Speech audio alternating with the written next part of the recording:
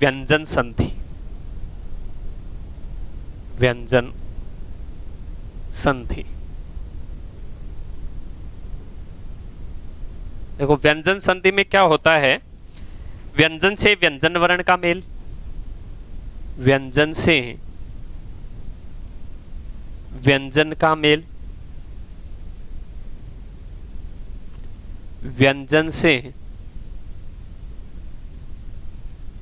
स्वर का मेल, या फिर स्वर से व्यंजन का मेल। ये तीन स्थितियां होती हैं। मतलब प्लस से पहले भी व्यंजन, प्लस के बाद भी व्यंजन हो, व्यंजन संधि होती है। व्यंजन से स्वर का मेल होगा तो भी व्यंजन होगी, स्वर से व्यंजन का मेल होगा तो भी व्यंजन संधि मानी जाती है। अब हम यहाँ देखें कि व्यंजन से व्यंजन का मेल होता है, नाम समझ में आ गया साहब, व्यंजन संधि है। लेकिन यहाँ देखें व्यंजन से स्वर का, स्वर से व्यंजन का मेल हो रहा है, फिर भी इसे व्यंजन संधि ही क्यों कहा गया? इसे व्यंजन संधि इसलिए कहा गया है क्योंकि देखो शुरू में हमने चर्चा करी थी, संधि कहते किसे हैं, तो संधि कहा जाता है परस्पर मिलने वाले वर्णों में उत्पन्न विकार को। मतलब जब दो वर्ण परस्पर मिलते हैं और उनके मिलने से जब विकार उत्पन्न होता है तो उसे ही संधि कहा जाता है। लेकिन हम चर्चा करें कि साहब यहाँ पर विकार उत्पन्न कहाँ होगा, तो देखो स्वर संधि में स्वर से स्वर का मेल हुआ था और जो विकार उत्पन्न हुआ वो भी स्वर वर्ण में विकार उत्पन्न हुआ था। लेकिन यहाँ देखो व्यंजन से व्यंजन का मेल हो, चाहे व्यंजन से स्वर का मेल हो, चाहे स्वर से व्यंजन का मेल हो, विकार जो उत्पन्न होगा वो केवल और केवल व्यंजन वर्ण में ही उत्पन्न होगा।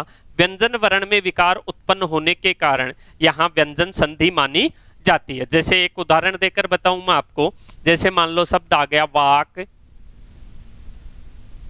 जोड़ दान। वाक जोड़ दान, देखो प्लस से पहले कै वर्ण हलंत है इसलिए व्यंजन वर्ण है, प्लस के बाद भी दै वर्ण आ रहा है, तो प्लस से पहले और प्लस के बाद दोनों तरफ व्यंजन वर्ण आ रहा है, व्यंजन से व्यंजन का मेल हो रहा है और परिवर्तन जो हो रहा है इसको जोड़ेंगे तो शब्द बनेगा क्या अपना, वागदान। अब यहाँ पर परिवर्तन कै व्यंजन वर्ण में परिवर्तन आया और गय में बदल गया, इस कारण व्यंजन मानेंगे। इसी प्रकार स्वर का मेल करवाएं, जैसे मान लो शब्द आ गया जगत जोड़ अंबा। अब यहाँ पर व्यंजन से स्वर का मेल हो रहा है लेकिन इस ए स्वर में परिवर्तन नहीं होगा, शब्द बनेगा जगदम्बा। जगदम्बा, इस तय की जगह दै वर्ण आ गया इसलिए यहां संधि कौन सी मानेंगे, व्यंजन संधि मानी जाएगी। इसी प्रकार जैसे मान लो शब्द आ जाए प्रति धन छाया। अब यहां पर प्लस से पहले स्वर है और प्लस के बाद व्यंजन है, मेल करवाएंगे तो शब्द बनेगा प्रतिच्छाया। चय वर्ण नया वर्ण आ गया, स्वर में कोई परिवर्तन नहीं हुआ, चय वर्ण का आगमन हुआ, इस कारण यहां भी व्यंजन मानी जाएगी। व्यंजन में चागम व्यंजन इसे कह दिया जाता है, चय का आगमन होने के कारण यह संधि चागम संधि भी मानी जाती है। अब व्यंजन संधि को समझने से पहले हम थोड़ा सा वर्ण विचार को समझे तो ज्यादा बेटर रहेगा, फिर मेरे को बार बार ये नहीं बोलना पड़ेगा कौन सा वर्ण है कौन सा वर्ण नहीं है। हम वर्णमाला पढ़ते हैं तो वर्णमाला में व्यंजन आते हैं, एक तो आते हैं स्पर्श व्यंजन, स्पर्श व्यंजन, एक आते हैं अंतस्थ व्यंजन और एक आते हैं ऊष्म व्यंजन। हिंदी वर्णमाला के व्यंजनों को इन तीन भागों में बांटा। स्पर्श व्यंजन के अंतर्गत कौन कौन से वर्ण आते हैं, कैसे लेकर मैं तक, क ख ग घ अंग, च छ ज छ य ट ठ ड ढ ण त थ द ध न प फ ब भ और मैं। अंतस्थ व्यंजनों की श्रेणी में अगर हम देखें तो अंतस्थ वर्ण में आ जाएंगे य र ल व और ऊष्म व्यंजनों में आ जाएंगे श श, श और है वर्ण। अब ये शुरू के जो स्पर्श व्यंजन है कैसे लेकर मैं तक, ये अपने वर्ग विशेष में लिखे जाते हैं, इसके कारण इन्हें वर्गीय व्यंजन भी कहा जाता है। वर्गीय व्यंजन की श्रेणी में भी इन्हें रख दिया जाता है। अब देखो ये मान लो सारे के सारे वर्ग हैं, तो ये पहला वर्ग हो गया, ये दूसरा व्यंजन, ये तीसरा व्यंजन, ये चौथा व्यंजन और ये पांचवा व्यंजन। प्रत्येक वर्ग के अलग अलग व्यंजन हुए या नहीं हुए। अब इनको हम नंबरिंग दे देंगे और नंबरिंग के आधार पर ही संधि के नियम पढ़ेंगे। जैसे 1 नंबर व्यंजन, प्रत्येक वर्ग का प्रथम वर्ण क, च, ट, त, प, द्वितीय वर्ण ख, छ, ठ, थ और फ, तृतीय व्यंजन, इसी प्रकार चतुर्थ व्यंजन और इसी प्रकार पंचम व्यंजन। ठीक है, इसी प्रकार ये रलव है, ये जो वर्ण है ये वर्ण अंतस्थ और ये ऊष्म व्यंजन माने जाते हैं। अब इनमें थोड़ा सा और देखें कि प्रत्येक वर्ग का तीसरा, चौथा, पांचवा वर्ण ये, रे, ले, वे और ये वाला है तथा सभी स्वर, सभी स्वर तीसरा, चौथा, पांचवा ये, रे, ले, वे है और सभी स्वर, ये सारे व्यंजन जो होते हैं, वर्ण जो होते हैं, इन्हें घोष व्यंजन कहा जाता है या घोष वर्ण कहा जाता है। घोष वर्ण की श्रेणी में ये माने जाते हैं। तो अब आगे अपन घोष वर्ण से ही इनका अध्ययन कर लेंगे। अब देखो स्वर संधि के तो हमने वर्गीकरण किए, उनके भेद कर दिए कि स्वर संधि के भेद 5 होते हैं, 5 के अलग अलग नियम पढ़ लिए। लेकिन व्यंजन संधि में हिंदी में भेद नहीं मान करके इन्हें नियम के आधार पर पढ़ा जाता है और नियमों की संख्या भी निश्चित नहीं है। कुछ विद्वान जो हैं वो 2-3 नियमों को एक साथ करके उसे पढ़ा देते हैं, कुछ विद्वान 2 नियमों के 3 नियम बना देते हैं, 4 नियम बना देते हैं। तो मोस्टली इनकी संख्या का निर्धारण नहीं कर पाते हैं हम, कितनी संख्या है कितनी नहीं है। सबसे पहला नियम इसका देखें हम, तीसरे वर्ण का नियम आता है और तीसरे वर्ण के नियम के अकॉर्डिंग अगर हम चलें तो पहला नियम इसका आता है, कोई भी व्यंजन है, कभी भी हम संधि करें तो संधि करते समय यदि किसी भी वर्ग का प्रथम वर्ण जैसे क, च, ट, त और प, इनमें से कोई भी एक व्यंजन अगर प्लस से पहले लिखा हुआ है और प्लस के बाद किसी भी वर्ग का तीसरा, चौथा वर्ण ये, रे, ले, वे है वर्ण या कोई भी स्वर, कोई भी स्वर, मोस्टली अगर हम देखें तो घोष वर्ण कह सकते हैं। हालांकि 5वां वर्ण इस नियम के अंतर्गत शामिल नहीं होगा, 5वें वर्ण को छोड़कर सभी घोष वर्ण प्लस के बाद में आ सकते हैं। ठीक है, तो प्लस से पहले किसी भी वर्ग का प्रथम वर्ण अर्थात क, च, ट, त, प लिखा हुआ हो और प्लस के बाद किसी भी वर्ग का तीसरा, चौथा वर्ण ये, रे, ले, वे है वर्ण और कोई भी स्वर वर्ण अगर लिखा हुआ है तो वहां अगर हमें संधि करनी है तो करना क्या है, प्लस से पहले जो प्रथम वर्ण लिखा हुआ है उसे उसी के वर्ग के, जैसे जो लाइन है उसी लाइन के तीसरे वर्ण में बदल दिया जाता है। जैसे क वर्ग का तीसरा वर्ण क्या है, क, ख, ग, तो क अगर लिखा हुआ है तो ग में बदलेंगे, च अगर लिखा हुआ है तो ज में बदलेंगे, ट अगर लिखा हुआ है तो ड में बदलेंगे, त अगर लिखा हुआ है तो द में बदलेंगे और प अगर लिखा हुआ है तो ब वर्ण में बदल देंगे। प्लस से पहले किसी भी वर्ग का प्रथम वर्ण, प्लस के बाद तीसरा, चौथा वर्ण यह रेलेव है और कोई भी स्वर मोस्टली घोष वर्ण लिखा हुआ है तो प्लस से पहले आने वाले प्रथम वर्ण को उसी के वर्ग के तीसरे वर्ण में बदल दिया जाता है। जैसे मान लो मैं शब्द लिखूं एक, वाक जोड़ दत्ता, वाक जोड़ दत्ता, वाक क हलंत है, प्रथम वर्ण है, द त थ द तीसरा वर्ण हुआ तो नियम पहले वर्ण का लगेगा। अब क वर्ग का तीसरा वर्ण क्या है, ग, तो अपने को क को हटाना है और इसकी जगह ग लिखना है, तो वा क का ग, क आधा है, ग भी आधा हो जाएगा और दत्ता, वाग दत्ता। ठीक है, इसी प्रकार दूसरा शब्द देखें, जैसे दूसरा उदाहरण, अच जोड़ अंत, क्या हो जाएगा, ए का ए। अब च का तीसरा वर्ण होगा ज, ज भी होना आधा ही चाहिए लेकिन आगे ए आ रहा है तो पूरा बन जाएगा और शब्द बन जाएगा अजंत। अब देखो वाग्दत्ता तो वह कन्या जिसकी सगाई कर दी गई हो उसे वाग्दत्ता कहा जाता है। अच जोड़ अंत का अर्थ क्या करें, तो अच का मतलब संस्कृत में होता है स्वर और अंत का मतलब होता है समाप्त। तो ऐसा शब्द जो स्वर के साथ समाप्त होता है वही अजंत शब्द कहला सकता है, जिसके अंत में स्वर हो वो अजंत कहलाता है। इसी प्रकार शब्द आ जाए, मान लो षट जोड़ आनन, क्या हो जाएगा, षडानन। इसी प्रकार शब्द आ जाए जैसे सत जोड़ गुरु, क्या हो जाएगा, सदगुरु। इसी प्रकार शब्द आ जाए अप जोड़ द, क्या हो जाएगा, अब्द।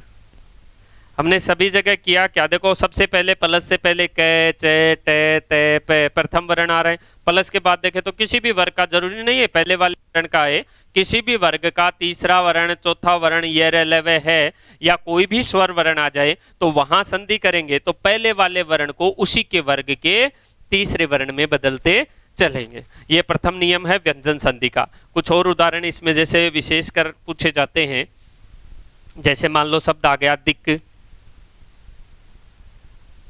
दिक् का मतलब दिशा जोड़ अंबर, शब्द क्या बनेगा, दी का दी, कै का गे, ए जुड़ गया आगे वाला और अंबर, शब्द क्या बन गया, दिगंबर। दिशाएं ही हैं वस्त्र जिसका वह है, अर्थात शिव जी में रूढ़ हो जाता है, जैन मुनियों में भी रूढ़ हो जाता है। इसी प्रकार शब्द आ जाए ऋक जोड़ वेद, शब्द क्या बन जाएगा, ऋग्वेद। इसी प्रकार शब्द आ जाए जगत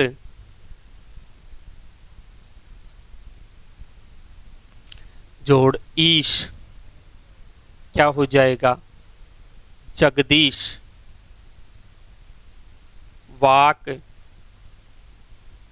जोड़ ईश, वागीश।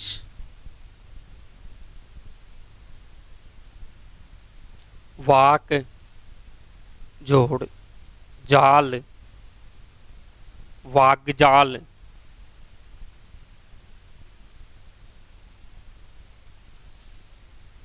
सट जोड़ ऋतु, तो सै का सै रह गया, टे को ढ में बदल दिया, आगे री स्वर है तो री की मात्रा लगा दी और तू, शब्द क्या बन गया, सट ऋतु। इसी प्रकार सट के उदाहरण में थोड़ी सी अपन गलती करते हैं, प्लस के बाद अगर कोई स्वर आ जाता है तो समस्या होती है थोड़ी सी। जैसे मान लो शब्द आ गया सट जोड़ रस, अब कुछ बच्चे क्या करते हैं, सै का सै लिख दिया, टे को ड में बदल दिया और रस का रस लिख दिया, इस रूप में लिख देते हैं षड्रस को। लेकिन ध्यान रखना, अगर किसी भी शब्द में रे वर्ण से ठीक पहले आधा व्यंजन वर्ण लिखा हुआ है तो वहां पर रे वर्ण स्वतंत्र नहीं लिखा जाता, उस आधे व्यंजन के नीचे लिख दिया जाता है। जैसे से, ए का डे आधा है, रे और शे, षड्रस। नीचे जो भी रे लिखा हुआ होगा वो हमेशा पूर्ण होता है, स्वरयुक्त होता है, और रे के ऊपर जो वर्ण होता है वो केवल व्यंजन वर्ण होता है। रे के 3 रूप प्रचलन में मैंने पहले भी बताए हैं, जैसे क्रम, कर्म, ट्रक। ठीक है, अब देखो क्रम, कै के नीचे रे है, कै आधा है, रे पूरा है। मैं के ऊपर रे है, इसका मतलब रे आधा है और मैं पूरा है। देखो रे का वर्गीकरण हम इस रूप में ही करते हैं। ठीक है, ये पूरा रे, ये आधा रे, ये पूरा रे। गोल पेंदे वाले जो भी वर्ण होते हैं, जिनका पेंदा गोल होता है, उनके ये लगाते हैं, क्योंकि हिंदुस्तानी आदमी जो है वो दूसरों को तकलीफ देना नहीं चाहता। लोग कहते हैं ना अमेरिका में वातावरण अच्छा है, जापान में वातावरण अच्छा है, पोल्यूशन है, सॉरी, अमेरिका और जापान में भारत से बहुत ज़्यादा पोल्यूशन है, लेकिन फिर भी वहाँ लोग कम बीमार पड़ते हैं, हिंदुस्तान में ज़्यादा बीमार होते हैं। क्यों?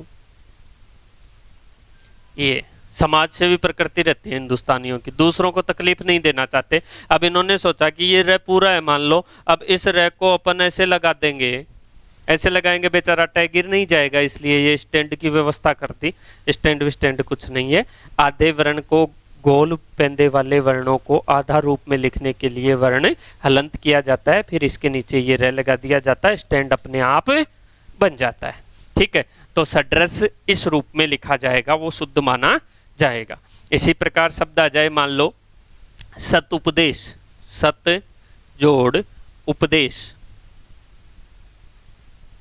सत जोड़ उपदेश। अब इसका संधि विच्छेद करवा लेते हैं अपन। बोलचाल की भाषा में सत जोड़ उपदेश को सदुपदेश नहीं बोल करके क्या बोलते हैं, सदोपदेश। मैंने उनका सदोपदेश सुना है। सदोपदेश शब्द नहीं होता, से का से, तय का दय, अब दय के ऊ की मात्रा लग जाएगी और प्रदेश। सदुपदेश शब्द ही शुद्ध माना जाता है। अगर कहीं सदोपदेश लिखा हुआ हो, सदोपदेश लिखा हुआ हो तो वो शब्द अशुद्ध माना जाता है, शुद्ध शब्द की श्रेणी में नहीं आता है। इसी प्रकार आ जाए मान लो जगत जोड़ गुरु, क्या हो जाएगा, जगत गुरु।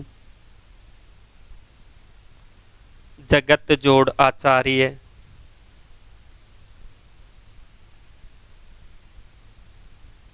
जगदाचार्य।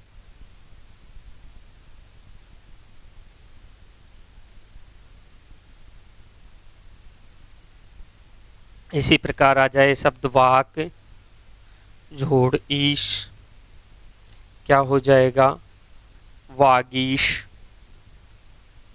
इसी प्रकार आ जाए शब्द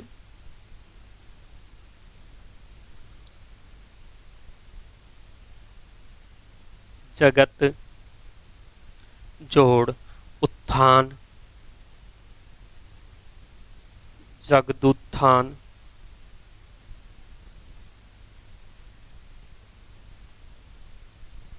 सत जोड़ आशय,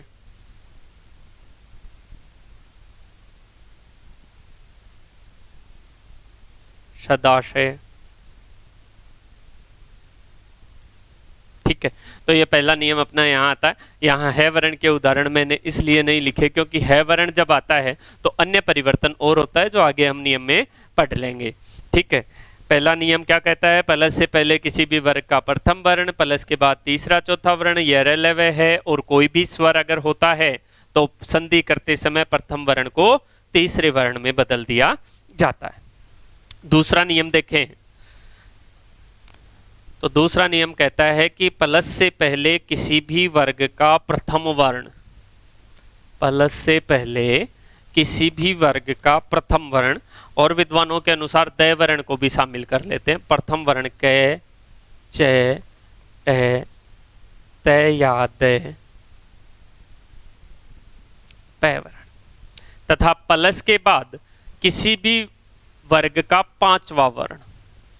अब मोस्टली हिंदी में पांचवा वर्ण जो होता है वो पांचवें वर्ण में अंग, ये, अणे, ने और मैं वर्ण आते हैं।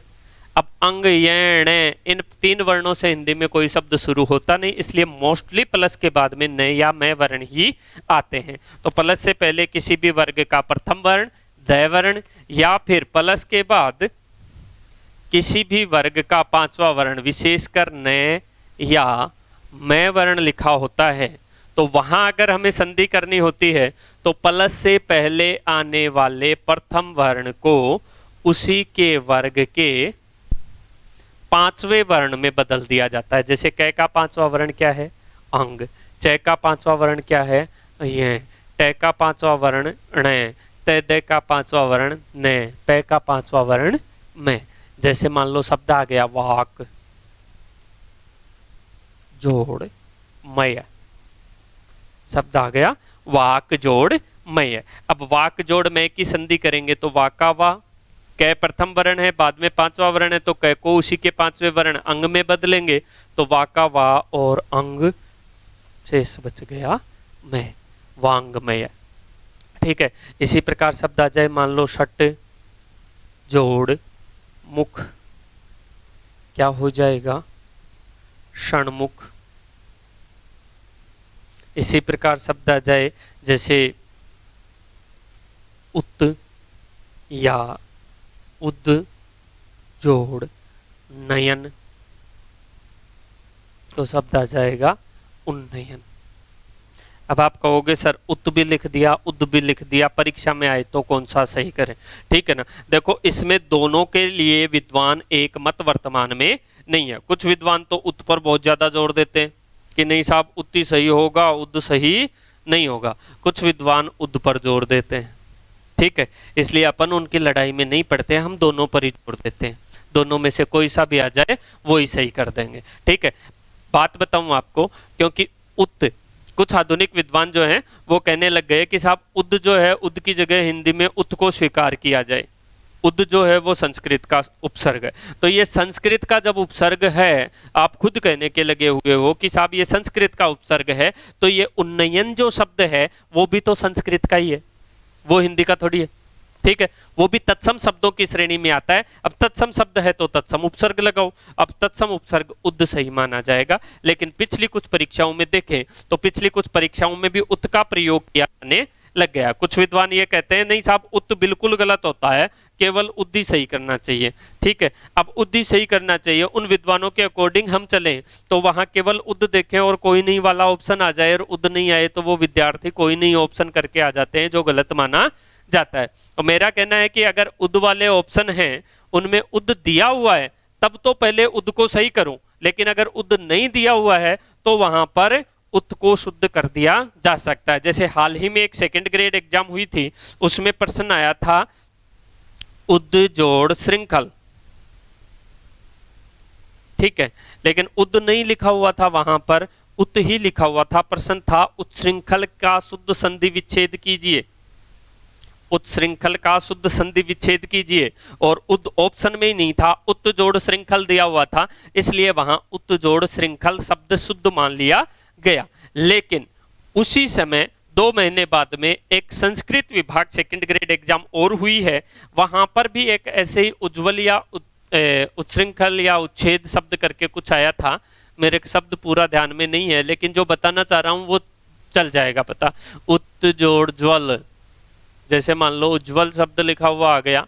ठीक है, अब उज्ज्वल की संधि विच्छेद करवा ली और वहां उत जोड़ ज्वल भी दिया हुआ था और उद जोड़ ज्वल भी दिया हुआ था। संस्कृत डिपार्टमेंट वाले पेपर की बात कर रहा हूं, हिंदी का ही पेपर था और वहां पर उद जोड़ ज्वल को ही सही माना गया है। मूलतः क्यों मानते हैं ऐसे? क्योंकि उद जो है वो संस्कृत के 22 मूल उपसर्गों में शामिल किया जाता है, जबकि उत शामिल नहीं किया जाता। फिर भी बोलो गुरुजी फिर ये उत को सही क्यों माना? क्योंकि आधुनिक विद्वान उत को हिंदी के रूप में स्वीकार करने की कोशिश कर रहे हैं, लेकिन दोनों में जब विरोधाभास आ जाए, दोनों ही विकल्प उपस्थित हों, तो दोनों में से पहले चयन उद का करना चाहिए और उसके बाद में उत का चयन करना चाहिए। ठीक है, तो दोनों अगर आ जाए तो मैं दोनों ही साथ साथ लिखूंगा। उत आ जाए तो उत भी सही है, उद आ जाए तो उद भी सही है। दोनों विकल्प आ जाए तो दोनों में से केवल उत ही सही उद ही सही माना जाएगा, उत सही नहीं माना जाएगा। इसी प्रकार जैसे मान लो शब्द आ जाए जगत जोड़ मोहिनी, क्या हो जाएगा? जगन मोहिनी।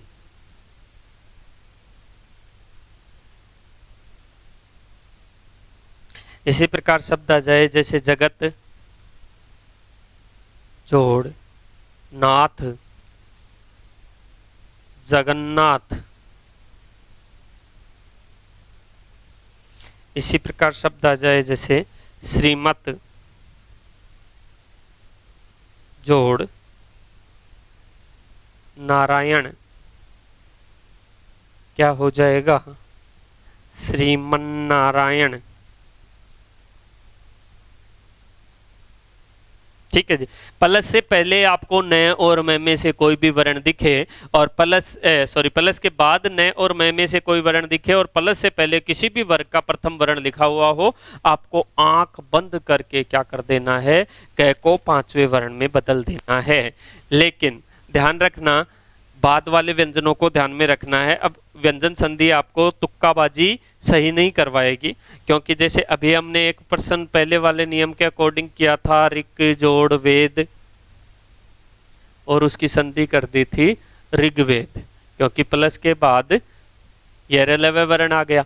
लेकिन शब्द आ जाए ऋक जोड़ मंत्र, अब इसको भी कई विद्यार्थी जल्दबाजी में जैसे ऋग्वेद करते हैं और ऋग मंत्र कर देते हैं। ऋग मंत्र आपको ऑप्शन भी मिलेगा और आपको उचित भी ऋग मंत्र ही लगेगा, लेकिन ऋग मंत्र गलत है। प्लस के बाद क्या है, पांचवा वर्ण, तो यहां भी पांचवें वर्ण में बदलो और रिंग मंत्र हो जाएगा। ये रिंग मंत्र, ऋग मंत्र नहीं हो करके ऋग मंत्र हो जाएगा। हाल ही में हुई फर्स्ट ग्रेड परीक्षा में ये विकल्प आया था, ठीक है। लेकिन एक चीज और ध्यान रखनी है इस नियम में, इस नियम का अपवाद ही कह सकते हैं अपन उसको। यदि प्लस से पहले तया दय वर्ण हो, ठीक है, और इन तय वर्ण से ठीक पहले री स्वर लिखा हुआ है और प्लस के बाद पांचवा वर्ण न या मैं वर्ण, ठीक है, तो यहां पर तय और दय को न में वर्ण होने के कारण पांचवें वर्ण में बदलते हैं और तय दय का पांचवा वर्ण क्या हो जाएगा, न। तय दय के बाद पांचवा वर्ण है न में, तो तय दय पांचवें वर्ण में बदलेगा। तय दय का पांचवा वर्ण क्या है, न। लेकिन इनसे ठीक पहले अगर री वर्ण लिखा हुआ है ना, तो ये न बदल करके अण में बदल दिया जाता है। जैसे मान लो शब्द आ गया मृद जोड़मय, मृद जोड़ मूर्ति, मृद जोड़मयी, ठीक है। अब मृद जोड़मय शब्द आया तो हम अगर नियम ध्यान में नहीं रहता, पहला नियम ही ध्यान में रहता है, तो मृद जोड़मय, दय वर्ण पांचवें वर्ण में, दय का पांचवा वर्ण क्या होता है, न, तो मृन्मय कर देंगे। जो शब्द ही क्या होगा, अशुद्ध होगा, क्योंकि यहां पर मृन्मय कर तो दें लेकिन प्लस से पहले, इससे दय से पहले क्या लगा हुआ है, री लगा हुआ है, इसलिए न में नहीं बदल करके किस में बदलेंगे, अण में बदलेंगे और शब्द क्या होगा, मृण्मय, मिट्टी से युक्त, मृण मूर्ति, मिट्टी से बनी हुई मूर्ति, मृण्मयी, मिट्टी से युक्त। यहां पर ये तीन शब्द अलग से आप ध्यान में रखेंगे, मृदमय, मृण्मयी और मृण मूर्ति। ये दूसरा नियम हुआ। अब तीसरे नियम की हम चर्चा करें।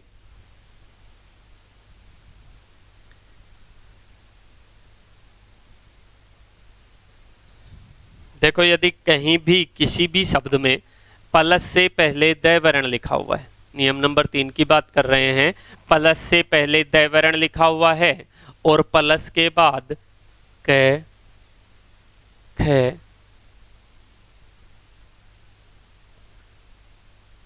त, थ, प, फ और श, दंत्य से, इनमें से कोई वर्ण लिखा हुआ है, सामान्यतः घोष वर्ण है, प्लस से पहले दय वर्ण और प्लस के बाद क, ख, त, थ, प, फ और श वर्ण लिखा हुआ है, तो वहां अगर हम संधि करेंगे तो दय वर्ण को तय वर्ण में बदल दिया जाएगा। केवल प्लस से पहले वाले दय वर्ण को तय में बदल देंगे। जैसे उद जोड़ कोच, क्या हो जाएगा, उत्कोच, उत्कोच कहा जाता है रिश्वत को। कई बार चांदी का जूता मारना मुहावरा पूछ लिया जाता है, आपको पता होता है रिश्वत देना कहते हैं, लेकिन उत्कोच देना लिख दिया जाए। अब उत्कोच का अर्थ पता नहीं होता है तो आते हुए भी प्रश्न आप गलत कर सकते हो। उत्कोच कहते हैं रिश्वत को। इसी प्रकार शब्द आ गया जैसे तत्, तद जोड़ पर, क्या हो जाएगा, तत्पर, तद जोड़ काल, क्या हो जाएगा, तत्काल, तद जोड़ सम, क्या होगा, तत्सम। इसी प्रकार शब्द आ जाए, मान लो तद जोड़ क्षण,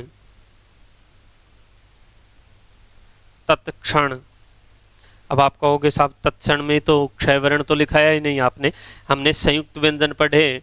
संयुक्त व्यंजन में क्षय वर्ण जो है कै और क्षय वर्ण के योग से बना है, तो कै वर्ण पहले क्षय में कै वर्ण ही आ रहा है, कै वर्ण आने के कारण दै वर्ण जो है वो किस में बदल जाएगा, तय वर्ण में बदल जाएगा। इसी प्रकार आ जाए मान लो उद जोड़ तीर्ण,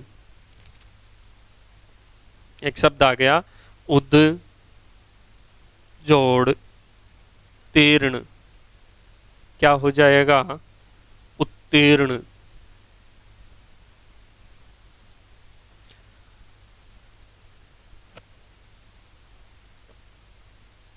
उद जोड़ सौ,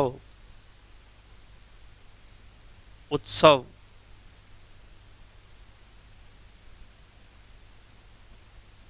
उद जोड़ खनन,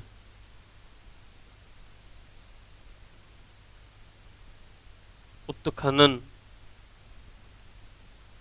उत्खनन एक अपवाद रूप में स्थान वाले शब्द आ जाते हैं, जैसे उद जोड़ स्थान। यहाँ पर क्या होता है, स से शुरू होने के कारण ध वर्ण तो तय में बदल जाता है, लेकिन इस स का लोप कर दिया जाता है और शब्द क्या बन जाएगा, उत्थान।